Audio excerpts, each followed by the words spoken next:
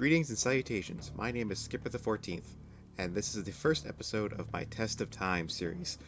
For those of you who missed my intro video, the Test of Time series, put shortly, is a series where I play through the four most recent Civilization games, Sid Meier's Civilization 3, 4, 5, and 6, in a row as the same civilization each time. So as you can see, we're starting with Civilization 3, and we'll be playing a full game from start to finish as a specific civilization.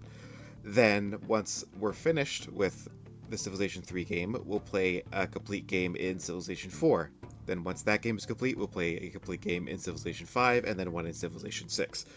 So, the civilization we'll be playing as today is Rome. So, we'll play a game as Rome, and then play another game, another game, another game, and after that, we'll play somebody else. But before we get started, I would like to offer a little disclaimer that this game will be modded. I have made my own mod for Civilization 3. It's pretty extensive.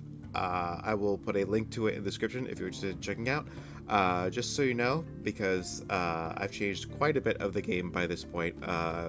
Big graphical overhaul, big balance overhaul. I'll try to do my best to explain as we go along what I changed and, what I've left the same.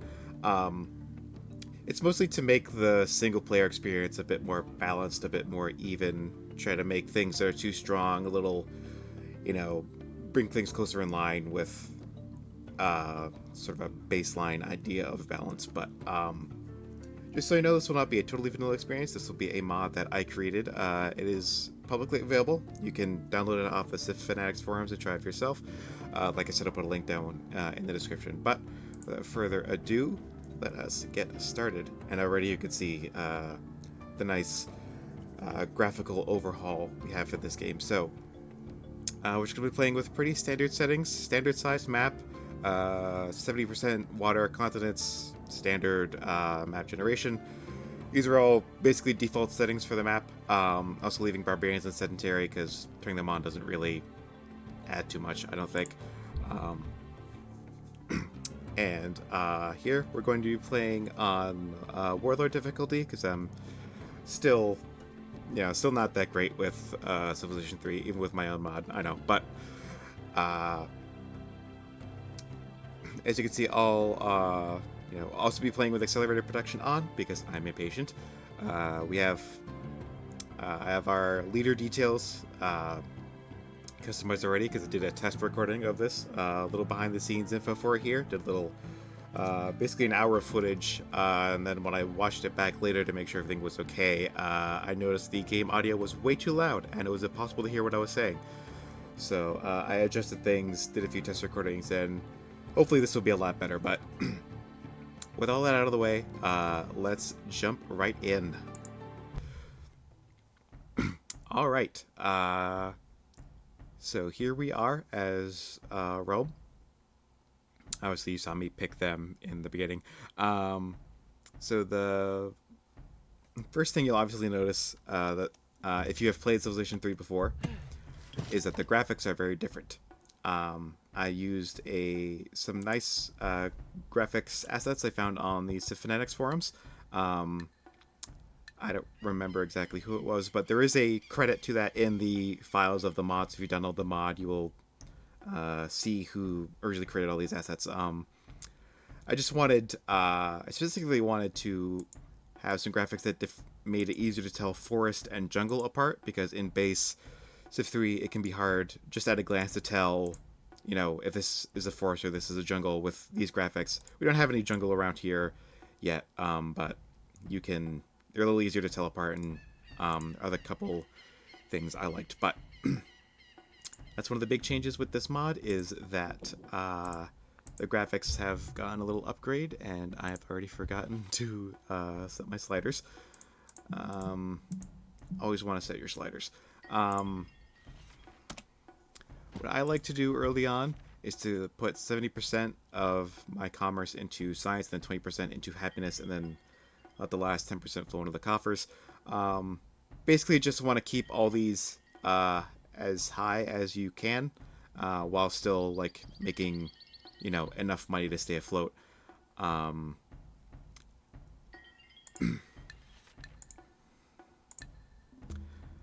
Early on, I'm just gonna build some warriors in the capital to explore around and fight any enemies we see. Um, but we also want to build settlers to build more cities. Um, you'll notice now that we're at size 2, I've started building a settler. Don't necessarily always want to just do that, once your city hits size 2, start building a settler, because building a settler in this game will subtract 2 population from the city which it is built.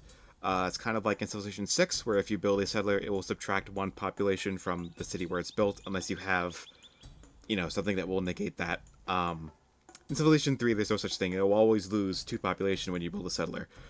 So you want to time it such that the settler will complete on the same turn or after your city will grow to size 3. So that way the city will already be at size 3 when the settler is finished. And if don't worry about it happening on the same turn, the growth calculation happens before the production calculation. So your city will grow, and then instantly the settler will finish, and you will lose those 2 populations. So the reason you want to have it so that the settler finishes after the city grows is because if the settler finishes producing before the city grows to, it has enough population to sustain that, then it will just kind of sit there, and any more production you throw at it will just be wasted, and then you'll have to wait until the city grows, and then it will finish, basically. Um, so, yeah.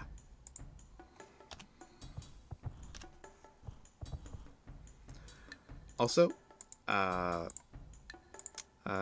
when improving your tiles, using a worker to build improvements on the tiles in your cities. Good rule of thumb to follow, especially early on in the game and early on in your kind of civ career, if you're new to the game, is mine green, irrigate brown. So we have both green and brown here I can demonstrate. The green is grasslands and hills.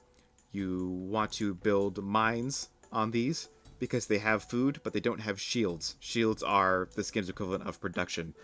The reason it's shields and not like hammers or cogs or just production is because early on in the Civilization series, graphics space was limited. They were working on really old, low res computers and systems, so they couldn't necessarily draw out like a little hammer or like a little gear and have it be like easy to recognize at first. So they went with shields instead because they were easy to draw, easy to recognize, easy to convey, and that's why this game still uses it, even though it could very well use its own thing. Just kind of tradition at this point. Anyway, shields are your production. Food is your food. The more food you have, the faster your cities grow, and the more your cities will grow. The more shields you have, the faster you build things in the city, and the more gold you have, obviously the more money you'll have, but also the more you can funnel towards your research and towards keeping your citizens happy. Those are the sliders that I was adjusting earlier. The reason you want to mine green, irrigate brown, at least, early on in the game, is because it's for 2 reasons. One is that oh yeah, and the brown terrain I forgot to mention is deserts like this and plains like this. The reason you want to irrigate those 2 and mine the green stuff, excuse me, is because, like I said, grassland has, you can see this grassland we're working has food but no shields, whereas the plains has food and shields, and the desert has only shields. So if you put a mine on a grassland tile, mines give 1 shield. Grasslands have 2 food by default, so that'd be a 2 food, 1 shield tile. If you build a farm on a plains, plains have 1 food and 1 shield by default. Irrigation farms give 1 food, by default, so you'll have 2 food, 1 shield. So you're going, you want to keep that kind of parity across your land so that you're not hamstrung too much by your terrain. Although, and the other reason, you want to, actually, there's a second reason you want to irrigate brown, is that Each of your citizens in your city eats 2 food per turn. So you can see we have 6 food from the 3 tiles we are working in this city. The city center always gets worked no matter how many citizens are in it. So you basically always have 2 tiles to work the city center and your 1 citizen working another tile. And your city center will also always have at least 2 food, 1 shield, and 3 commerce. That's kind of like the default. So every citizen eats 2 food per turn. So ideally, when you put a citizen to work on a tile, you would like that tile to have at least 2 food, so they can kind of pay for themselves, pay for their own food costs in a way. Um, and that's why you irrigate the brown tiles, because if you mined them, then you would have 2 shields on the tile, but you would only have 1 food, so that would kind of still decrease the your growth of your city. And the third reason you want to mine green, irrigate brown, especially early on, is your government. Now, as you can see, there are 1, 2, 3, 4, 5, 6, 7 governments in the game. You might say there are 8. Anarchy here is it's not a real quote unquote government. It's like a transition between governments. When you change from one government to another, you will actually like kind of go into anarchy for a certain amount of turns. Then you will switch to whatever government you want to change to. Spirit, not spiritual. That's Civ 4. Religious civilizations that have the religious trait, will only have 2 turns of anarchy at most. Everyone else will have 2 turns at least, and it can go up to 7 turns of anarchy depending on how many cities you have and how big your cities are, and so on and so forth. So the bigger your civilization, the longer you have to suffer through anarchy. So ideally, you really only want to, even though there are like several tiers of government here, like monarchy and republic are both kind of unlocked in the ancient era, then feudalism was unlocked in the medieval era, then communism, democracy, and fascism are all unlocked in the industrial era. Even though there's that kind of tiering and different kind of layers of government, you really probably only want to switch governments once because anarchy is really bad. But the government you start off with is despotism. And this is, everyone starts off with this. It's the default government. It's the one you start the game with, and the biggest problem with despotism is what's known as the despotism penalty, or the despot penalty, or what have you, what other way you want to say it. Any tile in your city that has more than 2 of any of the 3 yields, more than 2 food, more than 2 gold, more than 2 shields, will have that total reduced by 1. So if you're in despotism and you build a farm on grassland, grassland has 2 food, farm adds 1 food, that gives 3, but since you're despotism and you have 3 food, that gets subtracted by 1, so now you're back down to 2 food, so you basically just wasted a whole bunch of time. That's why you don't want to irrigate farms in early on in despotism, because you're basically going to be doing nothing. And same isn't quite true for plains. Like I said, if you build a mine on plains, you won't get to 3 shields and encounter the penalty, but you will, not kind of recoup the food cost of having a citizen work that tile. So that's kind of where the rule kind of, where we get to the, like this is better early on than later on. Once you get out of despotism, then you might want to change a few of your grassland tiles to farms to increase your food production a bit more now that you're no longer being penalized for it. So when you're improving your tiles early on, you want to keep that in mind. Anything above 3 gets reduced by 1. So if it will, unless you can get it to above 3, like to 4, then you will, basically lose it. So now that we are finished pottery, I'm going to go straight to ironworking, because we are Rome and our unique unit is the Legionary. This is a unit only we can build because we are playing as Rome. It requires iron and ironworking. So if we have the technology of iron working and we connect iron to our trade network, we will be able to build legionaries. Legionaries are a replacement for the swordsman unit. This is what everyone else, well, almost everyone else, builds instead of legionaries. So most civilizations get swordsmen. With this tech, we get legionaries. Uh, the other two replacements for swordsmen are immortals, which the Persians can build, and the Gizate, which the Celts can build. Um, and you might be saying, Gizate, that's not what they build. Well, I changed the name because the original name was Gallic Warrior, which I thought was, or Gallic Swordsman, which I thought was, just kind of very generic. And Gizate is a word that was actually used by, I believe, the Gallic tribe of Celts. Um, so you will notice that the Swordsman has the 3 stats, 3 attack, 2 defense, 1 movement. The Legionary, our version, has 3 attack, 3 defense, and 1 movement, so we have kind of a tankier swordsman. The Immortals are 4 attack, 2 defense, 1 movement, so they have a higher attack than the standard swordsman, and the Gizate has 3 attack, 2 defense, and 2 movement, so these guys are faster.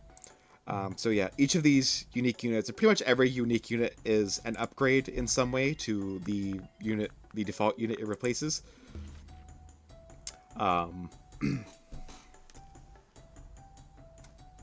Yeah, I said that like I had more thoughts, but yeah. So I would like to rush towards getting some legionaries out, because they're our unique unit. They're something only we can do, so we might as well do it, right?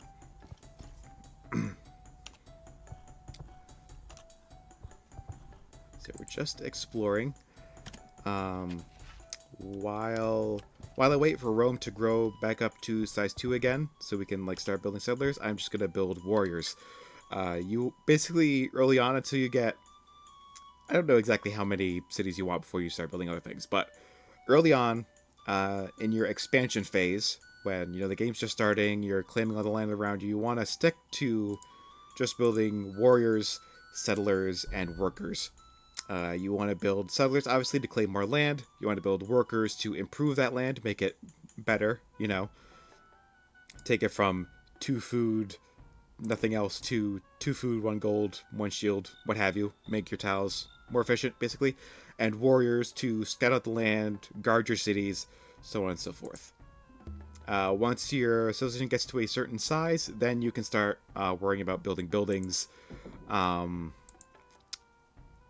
and all that fun stuff.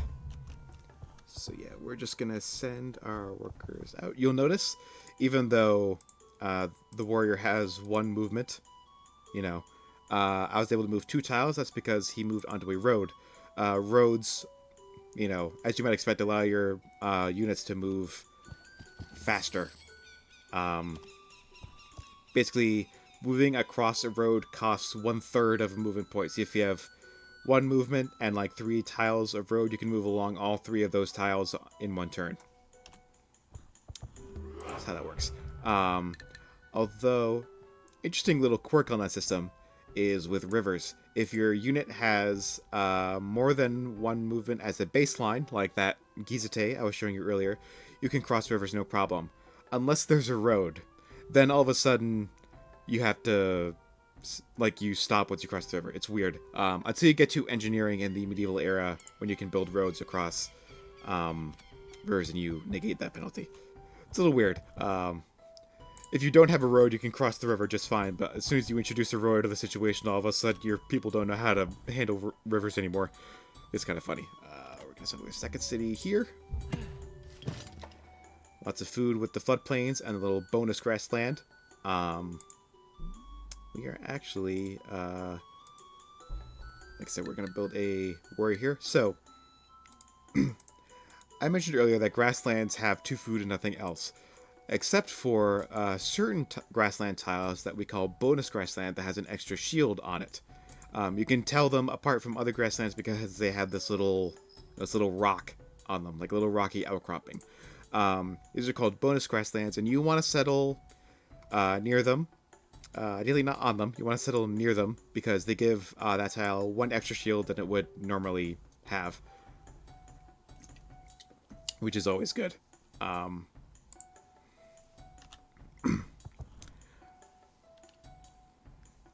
we don't want to farm these just yet because that will incur the despotism penalty.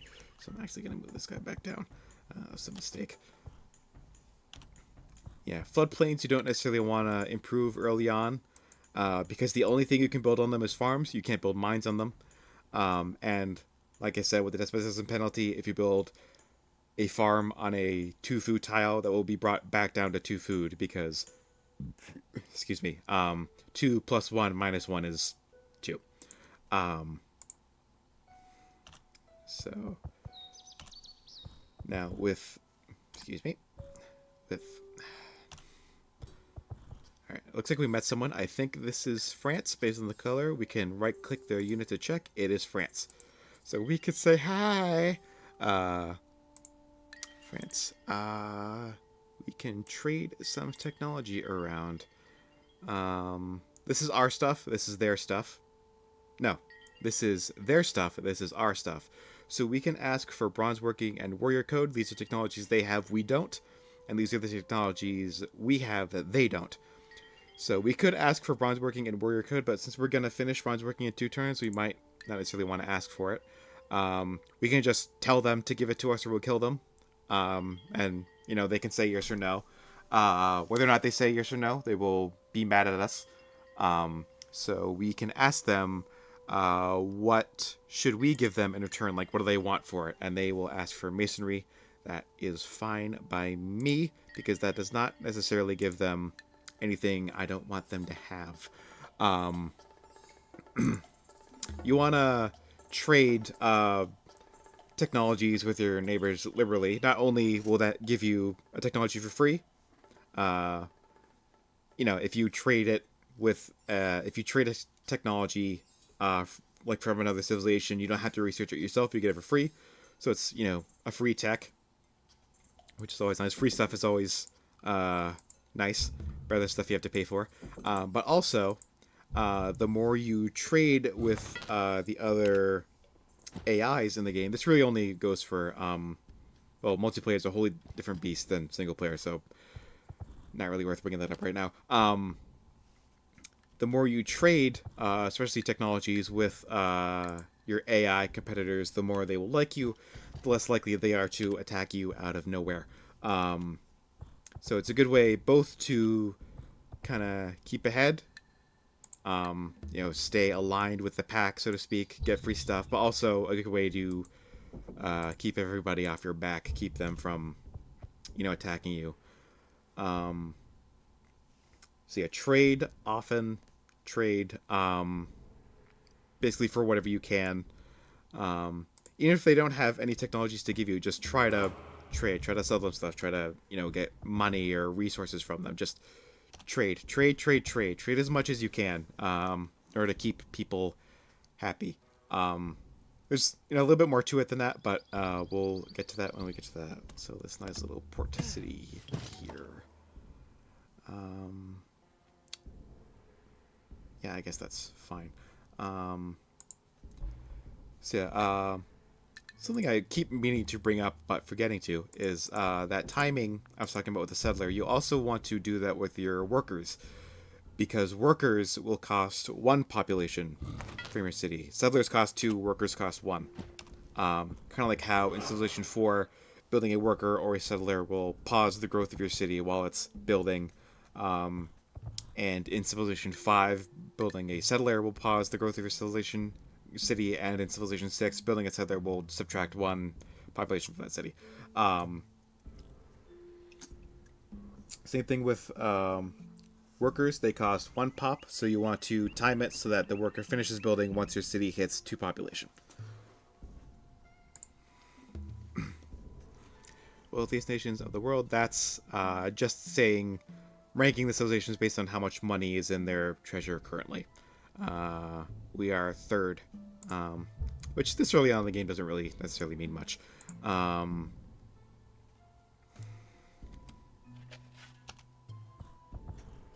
There's a lot of bonus grassland down here. Look at that. That is nuts. That is absolutely bonkers, crazy, silly. Yeah, so if you're not building a worker or a settler, you want to be building a warrior. You could build other units. Um, you don't necessarily have to build. I mean, you don't necessarily have to do anything I'm telling you. You can play this game however the hell you want to. Um, just these are kind of the things I've learned um, while playing, and from advice from people who know this game a lot better than I do. Um, by the way, if you want to check out someone who like actually knows how to play this game, check out my friend Suede on YouTube. He does a lot of doesn't do as much these days because he's busy, but he does has a lot of videos on Civilization 3, plays Civilization 3 exclusively. He also hosts multiplayer games if you're interested in multiplayer. He has a Discord server and a website. There's a ladder and everything, lots of mods. If you want to play multiplayer, he's the guy to check out. If you also just want to learn how to play single player better, he's probably the guy you want to check out. Not that not that I have no idea what I'm doing, but he's a lot better at this than I am. And if he's watching this, he's probably cringing internally at some of the decisions I'm making, but regardless, if you're watching this, Wade, hi. Anyway, as I was back to what I was saying, you want to just stick to warrior settlers and workers early on while you're expanding. I mentioned that earlier, but I'm going to explain why. Obviously, workers and settlers. Workers to build new cities, settlers to build new cities, workers to improve the land around the cities. But warriors, you want to use them to explore your surroundings. You want to use them to garrison your cities. Excuse me. Sorry, I drink a lot of the bubbly seltzer, so very burpy today. I also don't do a lot of talking normally. But the reason you want to stick to just building warriors early on is because they're cheap. They're the cheapest military unit in the game. You can build a lot of them really quickly. And even though they're also the weakest, it's generally better to have a bigger garrison than a stronger garrison in this game specifically. Just because if someone is trying to take your city, I mean, you probably want to have like a few strong units in there, but you also probably want to have like a lot of weak fodder units in there as well. Someone's trying to take your city. It's not like in Civilization 5 or 6 where like a city has a combat strength and a health pool on its own. In Civilizations 3 and 4, if a city does not have a unit in it that is completely undefended, and any enemy unit that walks into it will just take it. So you want to have units in your cities, not just to buff the combat strength of your city, but to have something to fight off an invader. And early on especially, it's generally better to have a whole bunch of warriors than like a slightly less whole bunch of spearmen, because even though spearmen have twice the defense and are therefore like half as likely to die from an attack as a warrior, it's better to have spearmen are also twice as expensive. You can see they cost 20 shields, whereas a warrior costs 10. It's better to have 2 warriors than 1 spearman, because if that spearman dies, then your city is toast. If they kill that, sure, like the spearman is twice as likely to survive, but if it dies anyway, then you're screwed, right? But if you have the 2 warriors, then if one of those warriors dies, then you still have 1 more warrior that the enemy has to kill. So it's kind of like a human wave thing, especially this early on when a lot of the combat values are still very low. You kind of want to stick to the have better to have a whole bunch of units, bunch of weak units that your enemy has to kill than a fewer strong units, in essence.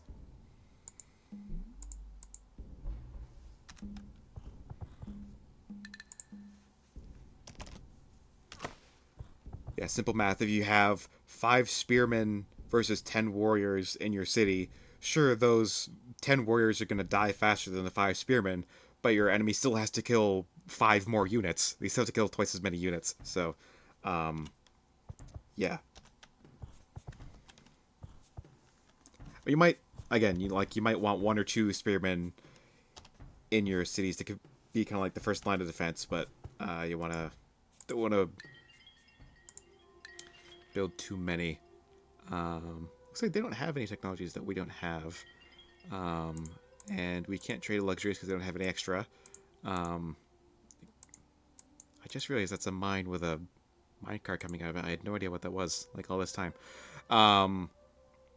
So we can sell them mysticism and get some money off of them. That will make them like us more. And the same thing with France. We can talk to them and sell them something. Oh, they have ironworking already. Wow. We can sell them ceremonial burial. Yeah, for their money.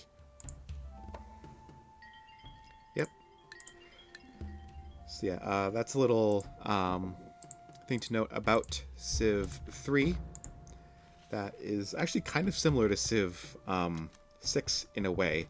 That you can just straight up move your units into other people's territory, without an open borders agreement, without being at war. You can just move your units into their land willy-nilly.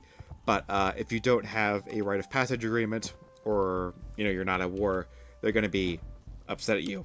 They're not going to like having your militaries tromping through their lands. So they will ask you to leave, and if you leave, then nothing will come of it. If you don't leave, they'll ask again. If they have to ask again, they will get mad. And if you again refuse to move, then I believe either you declare war or they declare war. And then if you leave again, then, or actually if you refuse to leave again, no, if you agree to leave, they will kind of boot your unit to like the nearest tile it can occupy that is outside of their territory. So I'll be able to demonstrate that a little bit later. I think I might want a spearman in the city now. I personally like having that little extra line of defense.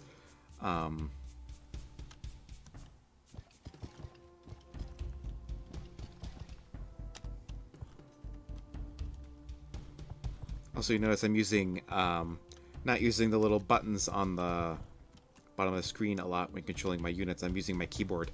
I just find it's a lot easier to control exactly what your units are doing if you use keyboard shortcuts. It's also quicker than just constantly moving your mouse around. Settler, I think, yeah, probably another warrior. I don't think I meant to build a spearman here, but it's fine. We can start work on a settler. We're gonna send this guy down to this river. These two are, yeah, it's not like a tile between those two. Those are right next to each other.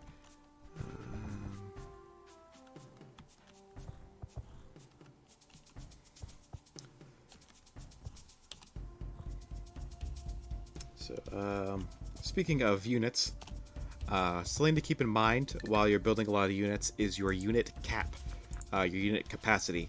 You can see right now we're not paying any maintenance for units, even though we have, how many do we have? Go to our military advisor. We have 1, 2, 3, 4, 5 unit. We have 5, military units, a whole bunch of other civilian units.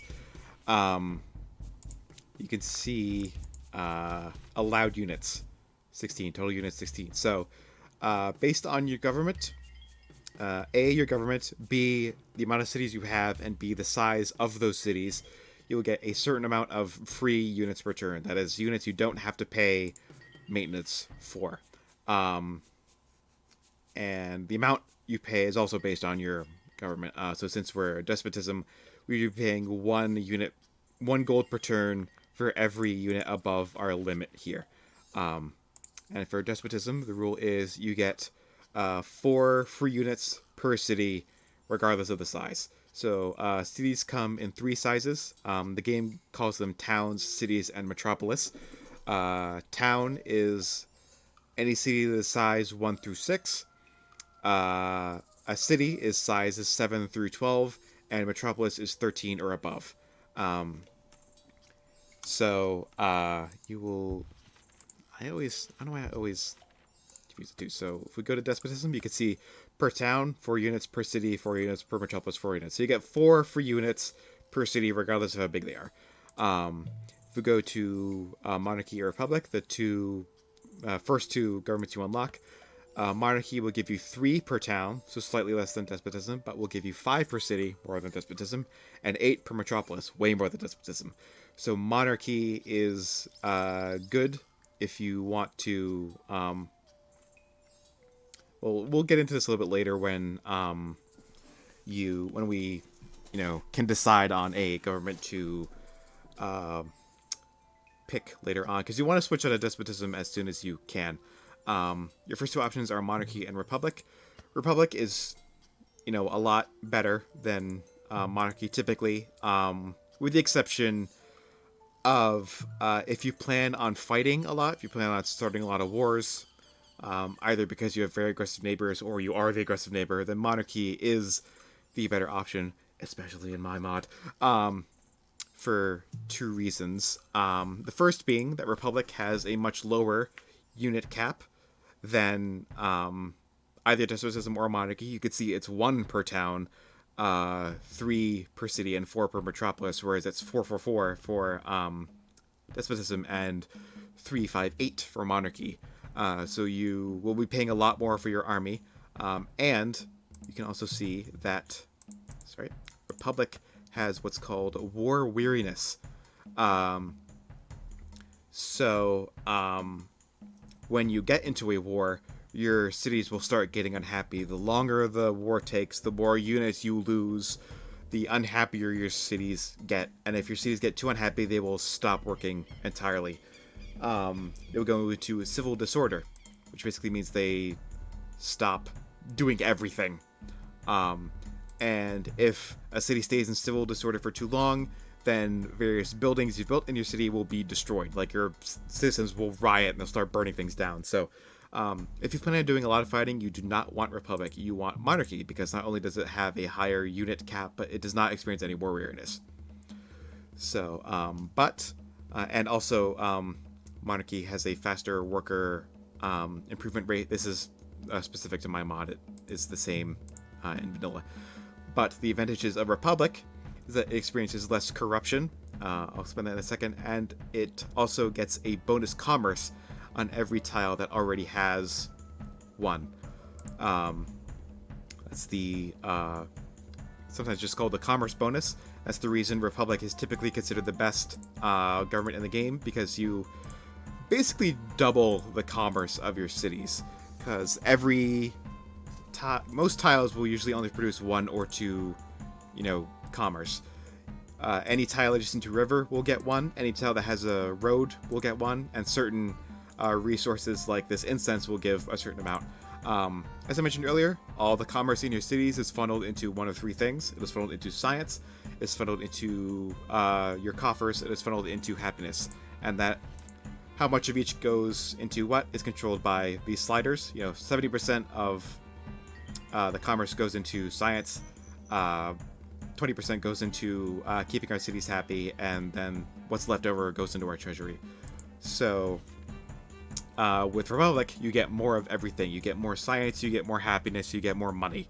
And you don't get that with Monarchy. So if you can stay at peace and don't plan to, do a lot of fighting, then you want to be in Republic. But if you plan on doing a lot of fighting, if you think you're going to get stuck in war a lot, it's probably better to go Monarchy. But at the same time, if you can manage your casualties, if you can keep your army at a reasonable level, if you can keep your cities high enough to support the army, then you can make Republic work with a war playstyle. But if you're new, then probably stick to Monarchy if you want to do a lot of fighting, and Republic if you want to stay peaceful. If you're good though, you can just do monarchy all the way, republic all the way down. Who is using? Oh yeah, it's Kumai is using that tile. All right.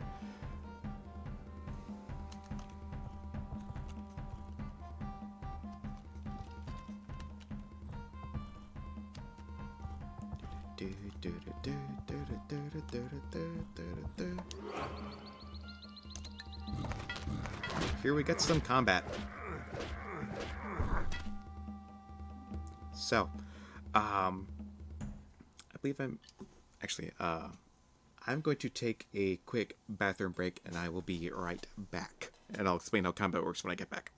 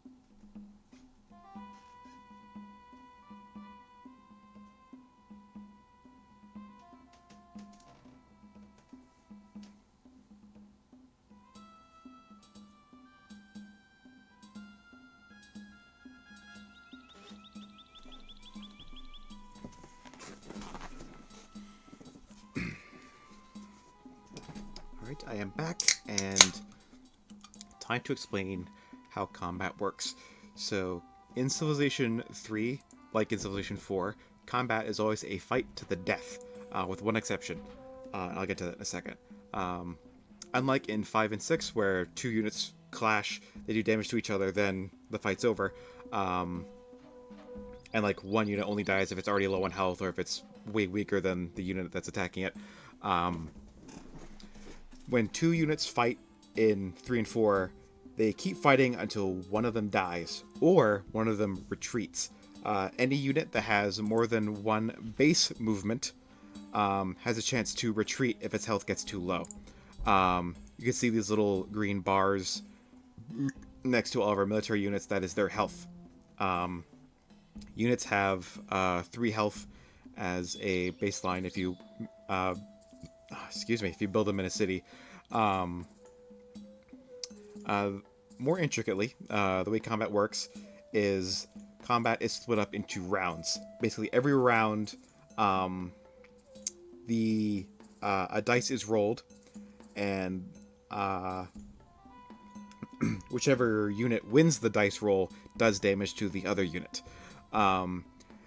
Now, it's not just pure chance. There is some influence. You can see units have attack and defense. Like I mentioned, spearmen have twice as much defense as warriors. They're twice as likely to win a fight. Well, against, a unit from the same... A unit with, like, 1 or 2 combat strength attacking it, that is.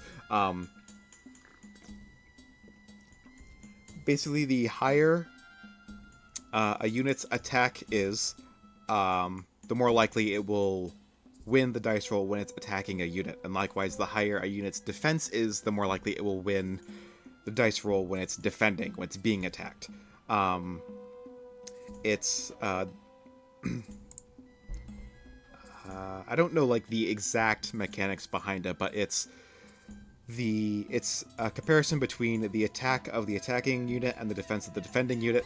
So if, say, an archer with 2 attack were to attack a warrior with... Nope, that's a worker. Attack a warrior with 1 defense, it has a 2-to-1 chance, basically, of winning that dice roll. Has a twice as likely to win the dice roll than the warrior is. So every round a dice is thrown, and that keeps happening until 1 unit dies or retreats. So that does, of course, mean that an archer isn't guaranteed to kill the warrior. The warrior can still win, especially if the archer's already wounded, like it already has, like it only has 1 health remaining, then all the warrior has to do is win 1 dice roll, then the archer's dead. But yeah, that leaves a lot of RNG in combat. So generally you want units with high attack attacking and units with high defense defending, but things are never guaranteed to go any which way. It's entirely possible for a spearman to kill a tank, like in Civilization 4. So that is the basics of combat. There are things that can influence the dice rolls as well. If your unit is on a fort improvement, on a hill or a mountain, or inside a city that has walls around it, or is inside a city that is above 7 population, then it gets a bonus to its defending dice rolls, basically. There are also bombards, which work similar to kind of similar to regular attacks. You can see the archer has a bombard of 1, a range of 0, and a rate of fire of 1. The way bombard works is that it's sort of like a free attack. Like a unit that has a range of more than 0, like unlike this archer, can bombard another unit. Basically, it can attack that unit without being counterattacked. So it's like ranged units in 5 and 6, and a little bit like siege units in Civilization 4 when they're like, taking down the walls of a city. If it has 0 range, though, that just means that it will fire off a free bombard when it is attacked. The bombard strength is like the strength of the attack. So if you were to attack an archer, it will get off a free hit with a strength of 1, basically. And the rate of fire is like how many times you get a chance to do damage. So bombard will only ever do... Actually, no, I think it's... Yeah, the rate of fire is basically how many dice rolls you get. So if you have a rate of fire of 1, you get 1 dice roll, you get 1 attack, 1 attack of 1 strength. That's it. If you have a rate of fire of 2 and a bombard of 1, you get 2 attacks of 1 strength. And if you win both dice rolls, you do 2 damage. If you win 1 dice roll, you do 1 damage. If you lose both dice rolls, you don't do any damage. That's how bombard works. This is specifically defensive bombard because for archers and longbowmen, it only happens when that unit is attacked. You can't use an archer to attack another unit with the bombard, which is sad, but c'est la vie.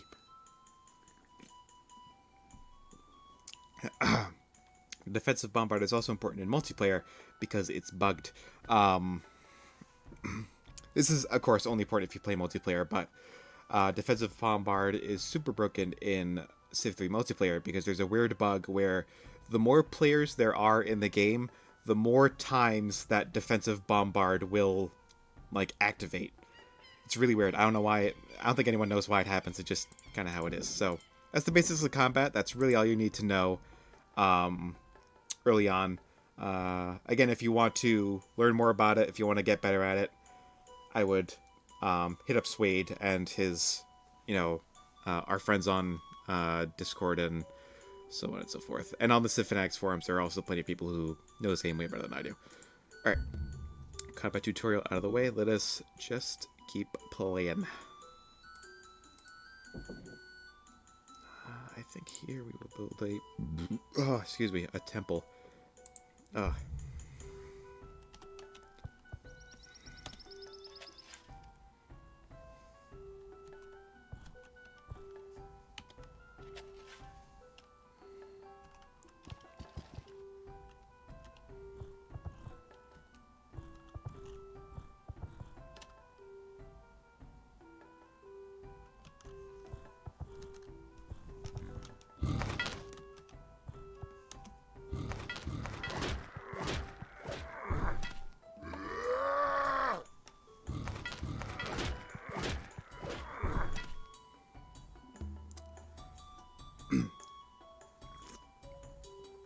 thing I forgot to mention about combat: veterancy levels. Um, in Civilization 3, your unit can have a level, much like in later Civilization games. When they win fights, they have a chance to level up. Unlike in Civilizations 4, 5, and 6, though, it's not like a meter you fill up with each successful battle, then you earn a promotion, and you can choose a little modifier to give on your unit. It's a lot more simple than this. It's when a unit wins a fight, defensive or offensive, um, basically no matter who started it, they have a chance to level up. The lower their level is, the higher the chance of getting that level, which makes sense. You know, the lower your odds are of winning, you know, the better you'll be rewarded when you do win, kind of thing. You know, a little bit like an elo situation, but also the more experience you already have, you know, the less kind of you can conceivably get in future. But also, each successive level gives that unit one more health. So you can see all the units we have 3 health. That is the baseline health for regular units. That is units that are just trained normally in a city. They will have 3 health by default. Some units, like certain unique units, get an extra health on top of whatever they already have. Every level, like I said, every level a unit gets gives it one more health. And the higher a unit's health is, the more likely it is to win a fight, because the more health, the more times the other unit has to win, you know, its dice rolls. Like the more dice rolls the other unit has to win. So a unit with 5 health versus a unit with 3 health, you know, has a higher likelihood of winning the fight, because the unit with 3 health has to win 5 dice rolls, whereas the unit with 5 health only has to win 3. So in that sense, a unit with higher health basically gets an indirect bonus to its combat strength. Right now, I am going to rush for philosophy, because whoever reaches philosophy first gets a free technology. And I am, you know, like I said, free stuff is better than stuff you have to pay for. So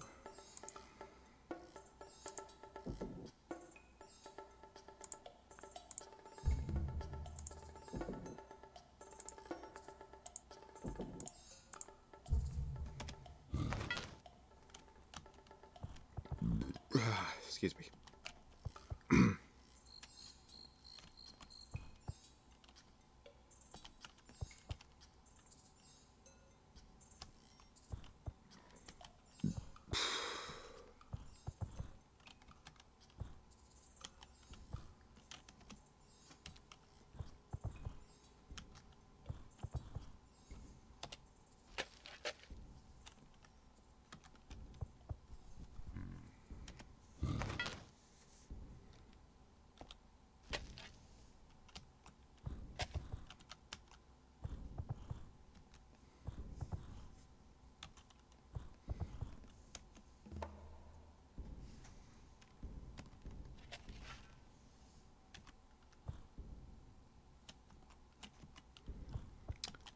Looks like we're not getting any iron, which is a shame, because, you know, we're Rome, we want iron, we want our legionaries. Unless there's some down here, nope, or some over there, then we might not be doing any fighting. At least not with legionaries. My general plan for this game was to just build up a nice big army of legionaries and roll over a neighbor or two, take their land, and have a much bigger kind of start to a much bigger territory to start the game with. I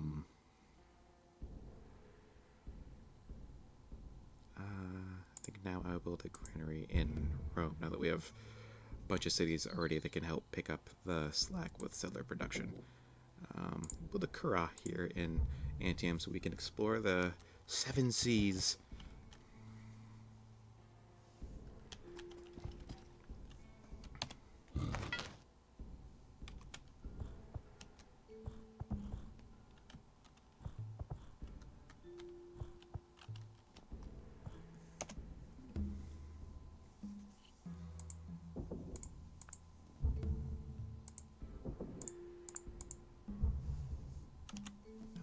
have a worker here. My bad.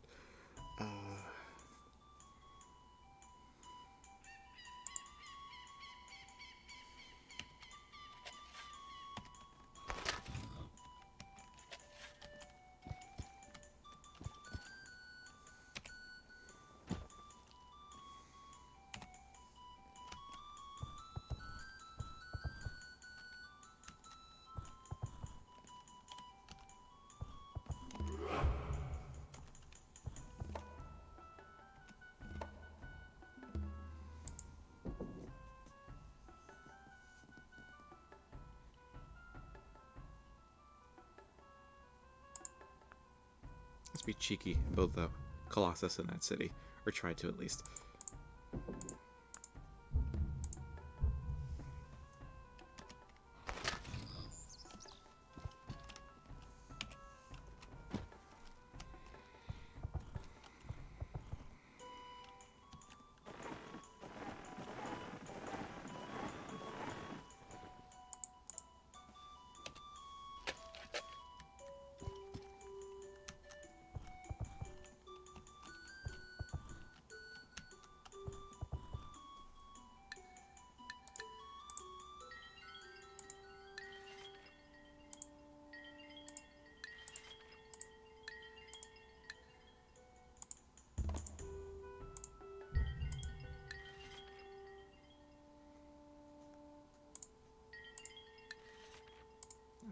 Alright.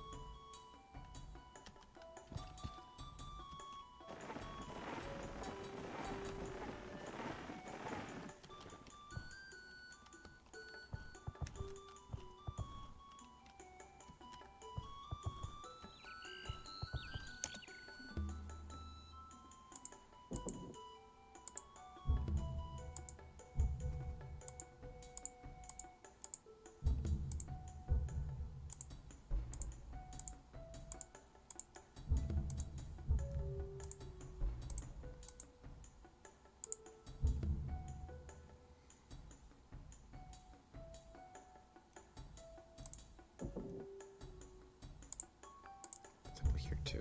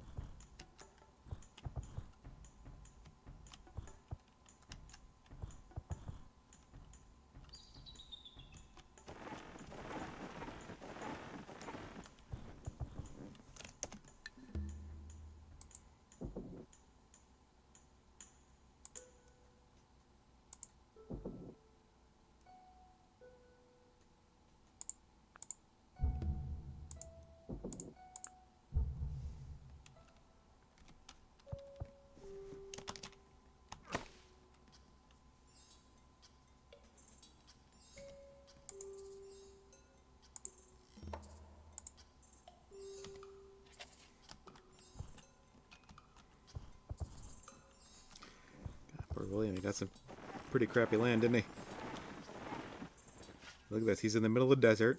There's like no fresh water anywhere, so he can't build any farms until he gets to engineering and my mod. Yeah, I almost, I really feel sorry for him. That's sucky. So if you're curious what I did with this settler, if you press G on a unit, activate go to mode, and then you can like give that unit a tile to move to. That's kind of this gives version of like right clicking to tell a unit where to go in 4 through 6.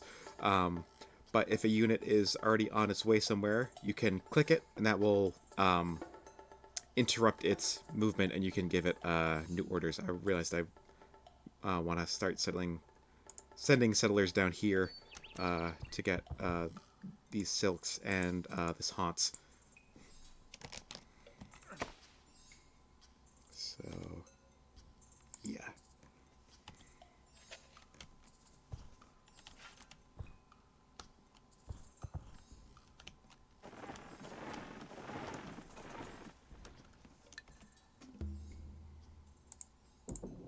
Now Rome should grow faster.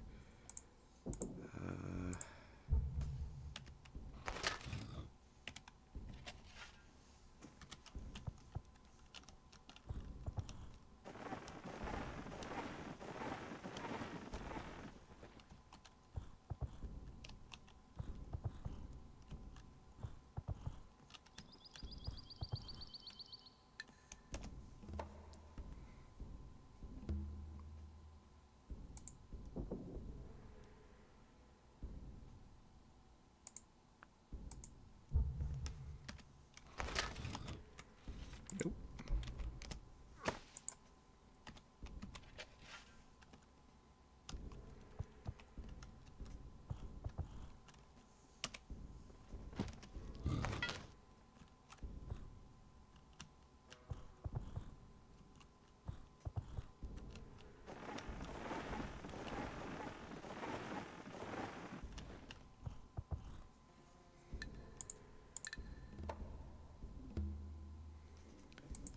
Yeah, I usually like to go map making. Yes, all right.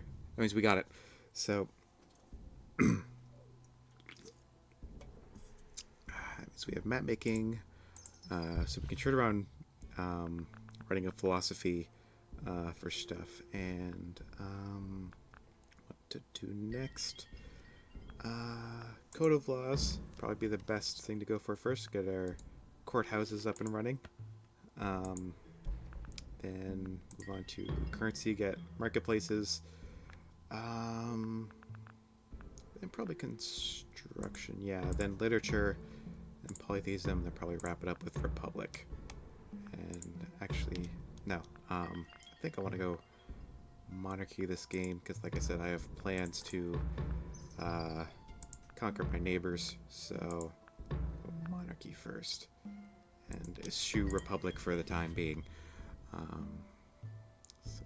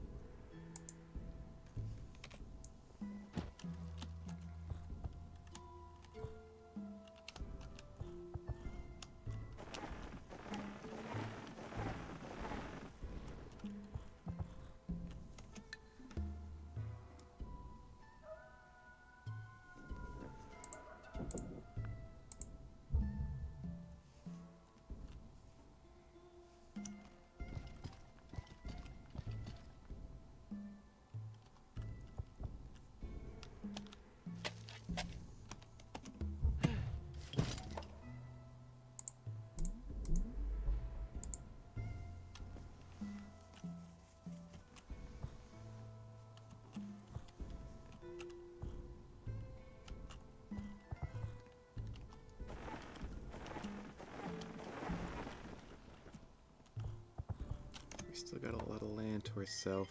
Yeah, we'll leave. Don't worry. So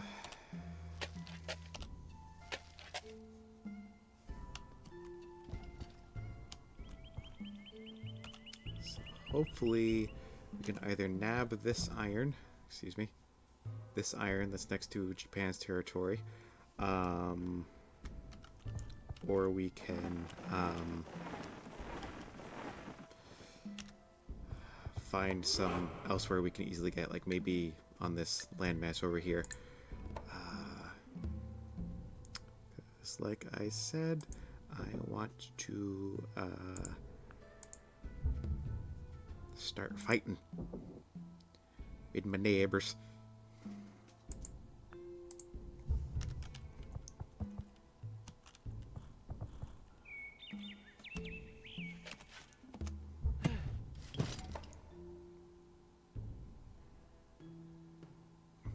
kidding me? What are you working then? Alright. Just work a normal tile. And you work this. Yeah, sometimes you gotta babysit your cities a little. No matter what game you're playing, they always find some stupid tile to work.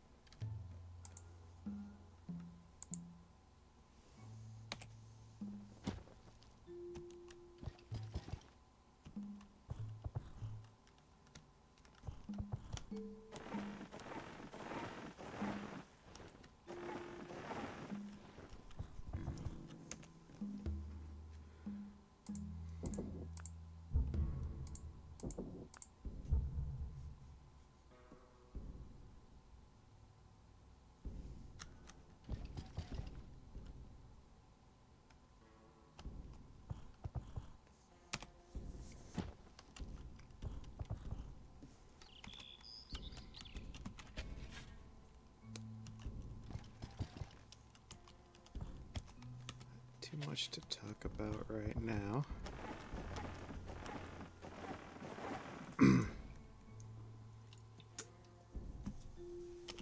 Still kind of generally expanding, building temples in some cities to give them culture to allow their borders to expand so they have more land to work with.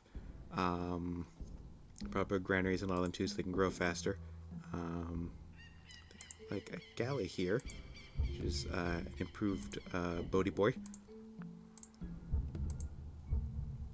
Also not neglecting my settlers. That's something you definitely do not want to do, is neglect your settler production early on, because the more land you have, the better. Generally speaking. Early on, at least. Later on, you can kind of take it or leave it.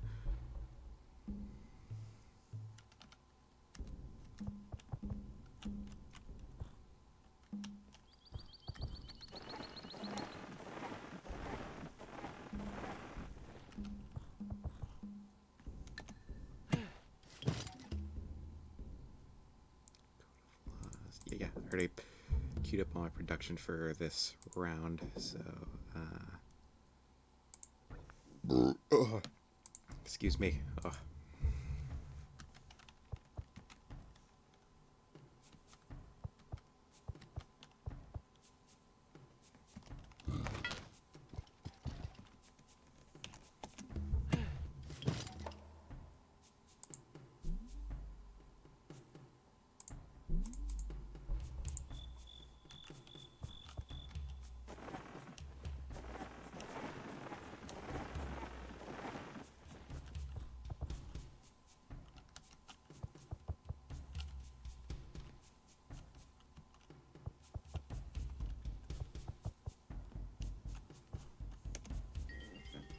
Yeah, we'll move. Don't you worry.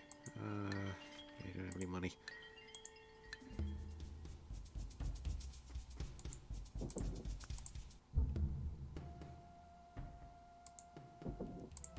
Put the granary here.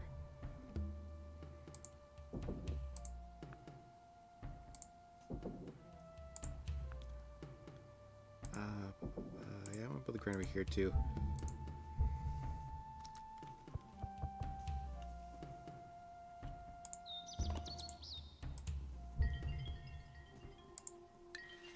You have money. We can sell you philosophy.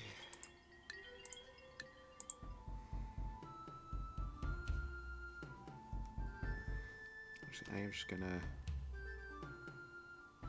Yeah, I'm just gonna set him directly up there and try to get that iron ASAP.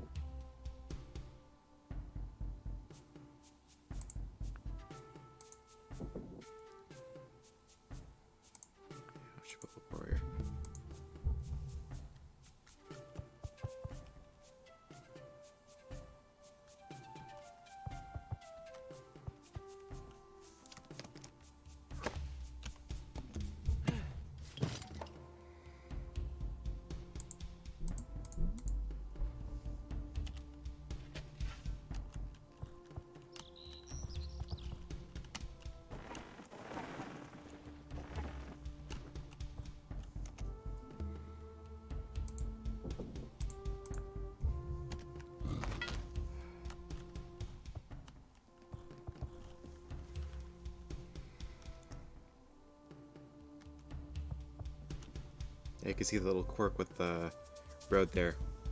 Even though the road would let us, move faster, we're crossing a river here, so no dice.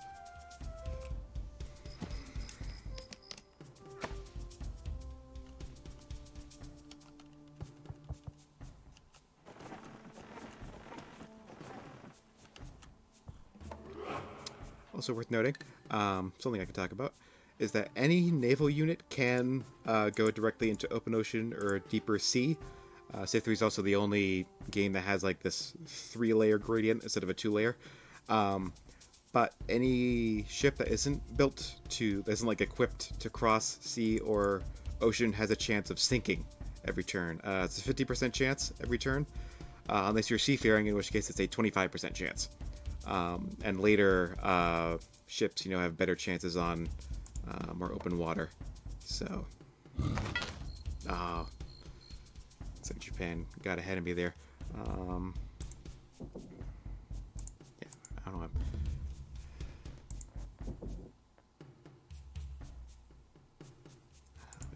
Barracks here, in preparation for some war.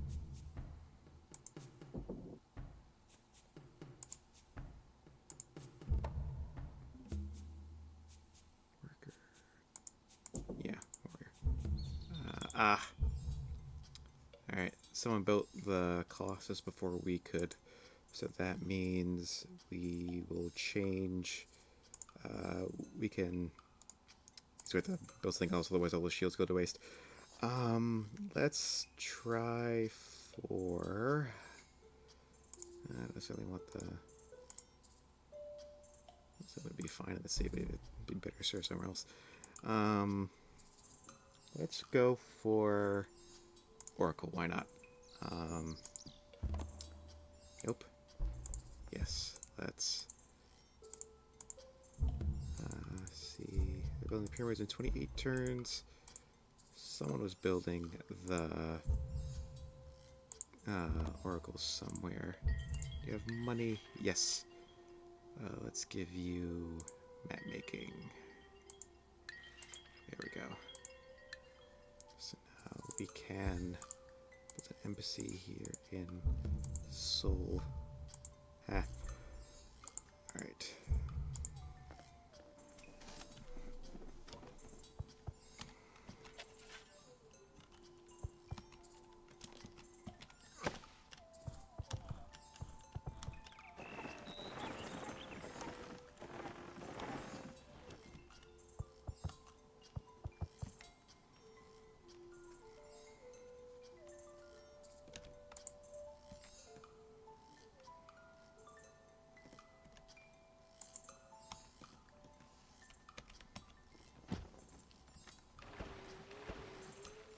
I always think the galley rowing sounds like a car's windshield wipers.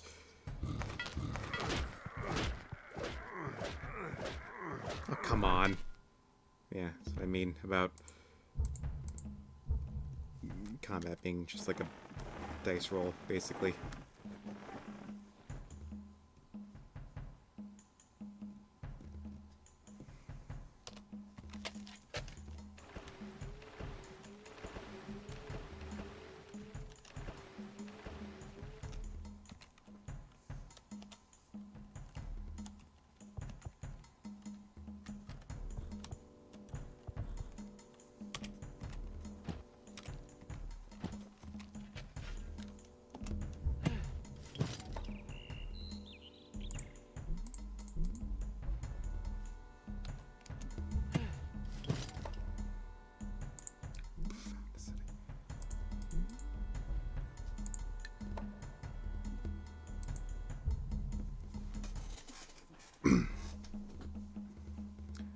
Finally got a luxury resource after all this time.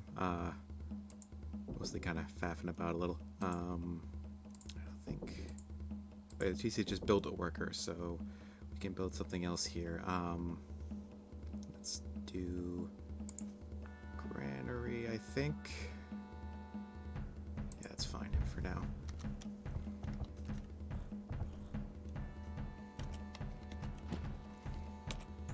So luxuries are the other key to keeping your cities happy. It's not just the entertainment slider. In order to connect any resource to your trade network, you need a road on the tile it's on. You don't need any other kind of improvement. You don't need to mine iron or build a farm on anything else like that. You just need the road. Then in order to get that resource to the rest of your cities, you basically need to connect all of your cities via road, and so they can all share their resources, like in Civilization 4.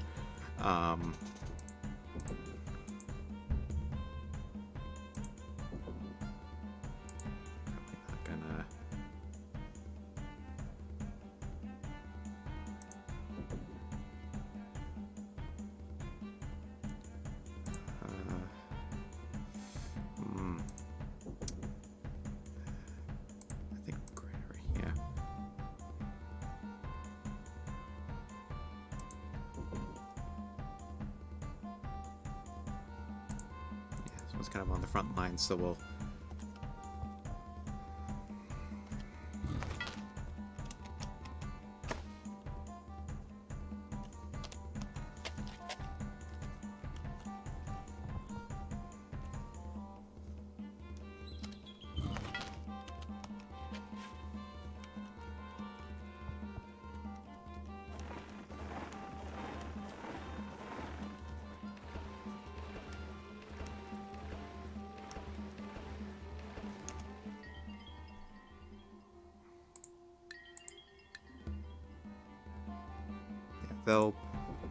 They'll yell at you even if you send a civilian unit through their lands, but if you keep the civilian unit in your lands, a civilian unit being defined as something that doesn't have attack or defense, then they won't actually yell at you a second time, so they don't actually care that much.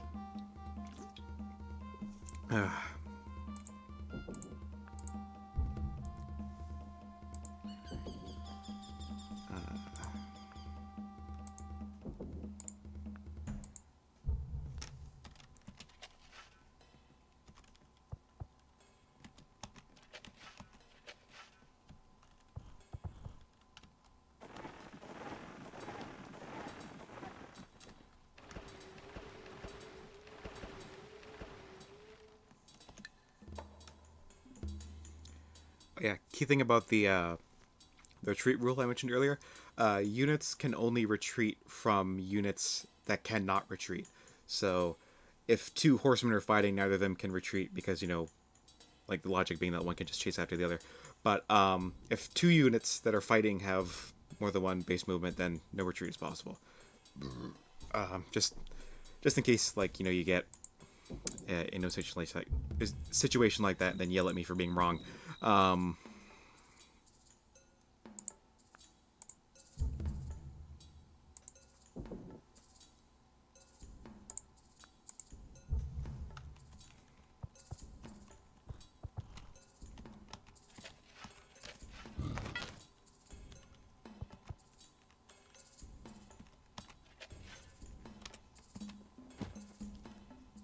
Yeah.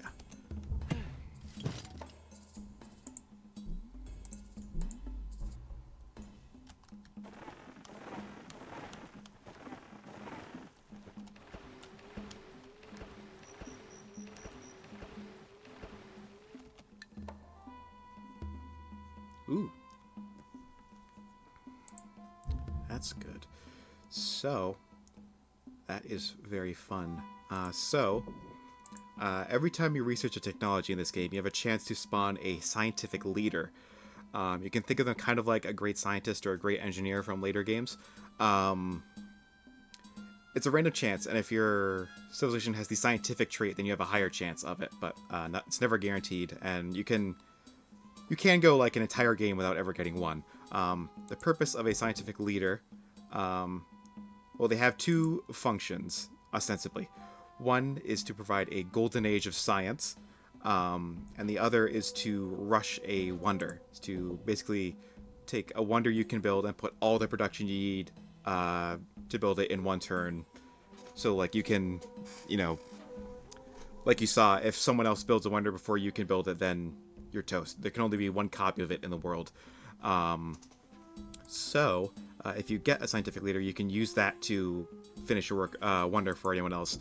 The Golden Age of Science thing, that is bugged and does absolutely nothing. So if you use your scientist for that, you have wasted it. And as far as I can tell, there's no way to make it work. It's just like completely bugged. It just does nothing whatsoever. So, yeah, I think in Rome, yeah, we're just gonna keep building settlers. I would definitely like to save that that guy to build a wonder. I just want to know where I want to build that wonder. It's the Mausoleum of Halicarnassus. In the base game, it just gives happiness to the city it's built in. I think that's it. But in this game, I made it function kind of like how it does in Civ 6, where it gives a bunch of yields to ocean tiles.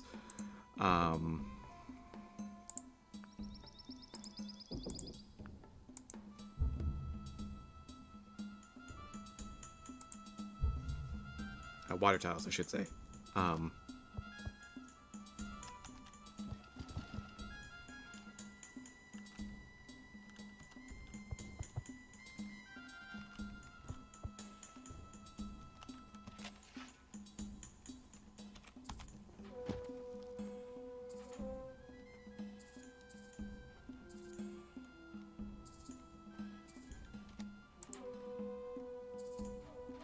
We'll hold on to him for now.